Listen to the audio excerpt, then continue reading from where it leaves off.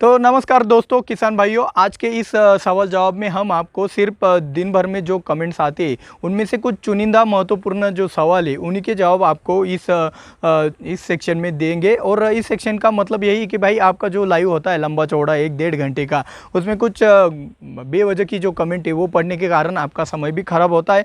तो मैंने सोचा कि भाई कुछ गिने चुने सवालों का जवाब मैं अगर हर रोज़ कुछ 5-10 मिनट में दूंगा तो आपको कैसे लगेगा मेरे को कमेंट में ज़रूर बताएं ना। तो ये हमारा पहला ट्राई है, तो ये ज़रूर बताना कमेंट करके और लाइक भी कर दीजिएगा।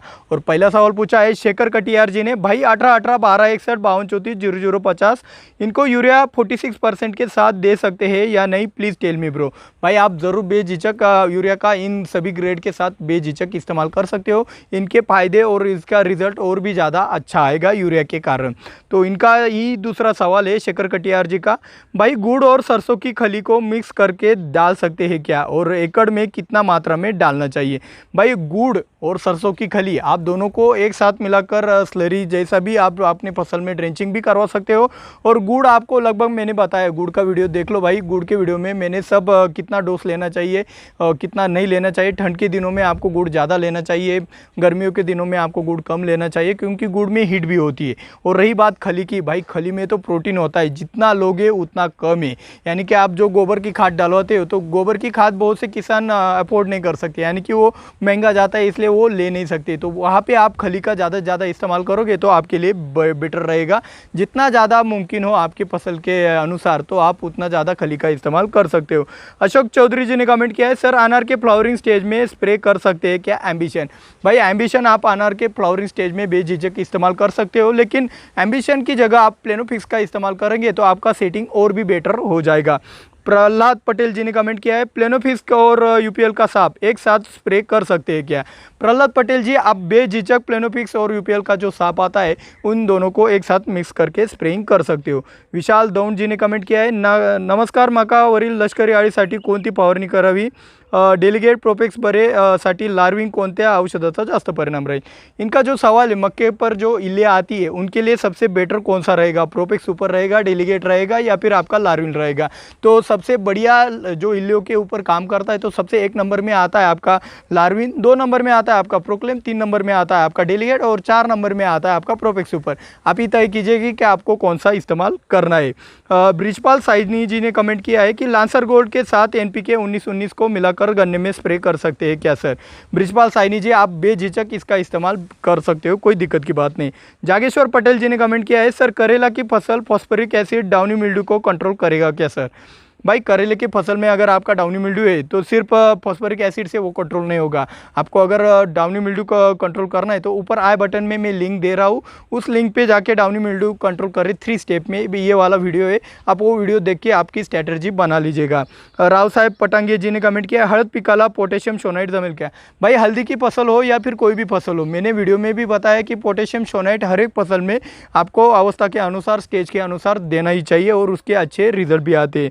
सुधांशु खंडाल जी ने कमेंट किया है, सर प्लेनोफिक्स का बायोविटा के साथ मिलाकर यूज़ कर सकते हैं क्या। भाई प्लेनोफिक्स को अगर आप बायोविटा के साथ मिलाकर अगर स्प्रे करते हो तो उसके और भी 2 गुना 3 गुना रिजल्ट आ जाएंगे, लेकिन बायोविटा के साथ उसका स्प्रेइंग करने पर आप एक बात ध्यान में रखिएगा कि फसल को ज़्यादा से ज़्यादा पानी दीजिएगा।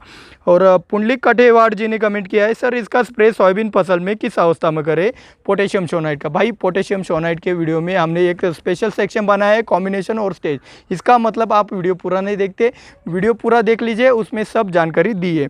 कुलदीप सिंह जी ने कमेंट किया है, कौन सी कंपनी का प्रोडक्ट है पोटेशियम सोनाइट। भाई वनीता का आता है, सोलूफीड का आता है, यारा का भी आता, यारा का नहीं पता, लेकिन सोलूफीड, वनीता, न्यूट्रीफीड का सभी कंपनियों का लगभग पोटेशियम सोनाइट मार्केट में अवेलेबल है। आप पूछताछ करके उसको मंगवा भी सकते हो। तो अगला सवाल पूछा है स्मित पटेल जी ने, एक का यूज़ कर सकते हैं क्या चिपको की जगह।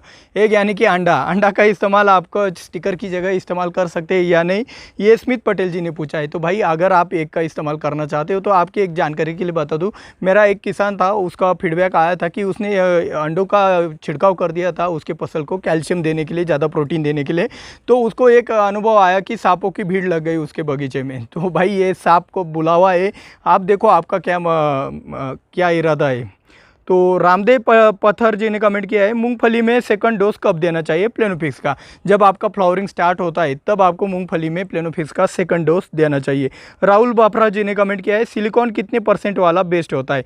भाई सिलिकॉन तो आप देखो भाई, सिलिकॉन 50% के ऊपर, 40% से ऊपर जो सिलिकॉन आता है ये 2-2.5-5% से कुछ नहीं होने वाला। आपको 40% से ऊपर 95% तक भी आपका मार्केट में सिलिकॉन अवेलेबल होता है। आपको 40 के ऊपर जो भी सिलिकॉन अवेलेबल होता है वो इस्तेमाल कर लीजिएगा। तो अगला सवाल आहे निखिल शिंदे जी का, सर आले पिकाचे फुटवे काढण्यासाठी कोणते खत टॉनिक पीजीआर द्यायला पाहिजे? भाई आले आले की फसल है आपकी, उसमें आपको ब्रांचेस निकालनी है, तो भाई उसमें आपको पीजीआर से ही ब्रांचेस निकालनी है। आपने न्यूट्रिएंट को मेंशन नहीं किया है, तो भाई आपको पीजीआर चाहिए तो प्लेनोफिक्स सबसे बेस्ट है आपके जो ब्रांचेस निकालने के लिए, तो आप प्लेनोफिक्स का इस्तेमाल कर सकते हो। सचिन मीना जी ने कमेंट किया है, सर सोयाबीन और उड़द की फसल में इस्तेमाल कर सकते हैं क्या प्लेनोफिक्स? भाई आप सोयाबीन और उड़द की फसल में प्लेनोफिक्स का बेझिझक इस्तेमाल कर सकते हो। बहुत ही गुणकारी और बहुत ही अच्छे रिजल्ट आते हैं, वो भी सस्ते में। और करण कुमार कोरे जी ने कमेंट किया है, पिवळा कोळीसाठी औषध सांगा। जो आपका येलो माइट आता है उसके लिए इन्होंने दवाई पूछी, जो हमारे रेड माइट पे काम करता है वही येलो माइट पे भी काम करता है। आप आबासिन भी ले सकते हो, डाइकोफॉल मिलता है तो डाइकोफॉल लीजिएगा। आपका सेदना आता है टाटा का, वो भी अच्छा काम करता है। या फिर आप मिटिगेट का भी इस्तेमाल पीले माइट यानी कि आपका येलो माइट के लिए आप इस्तेमाल कर सकते हो। और अंतिम सवाल पूछा है राजदीप पोल्ट्री फार्म जी ने कि पोमोग्रेनेट की प्रिवेंटिव शेड्यूल कैसे करें?